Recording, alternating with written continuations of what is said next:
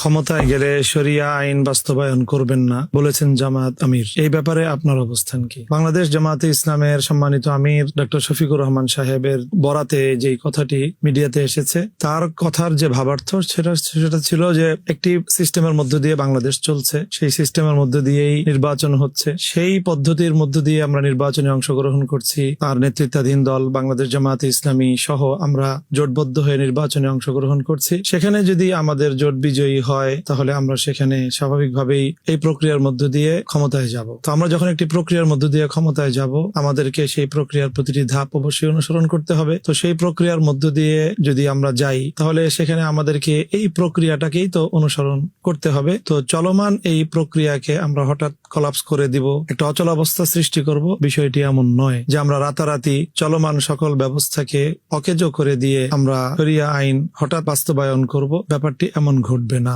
আমি মনে করি যে জামাত আমিরের বক্তব্যের এটাই ছিল ভাবার্থ।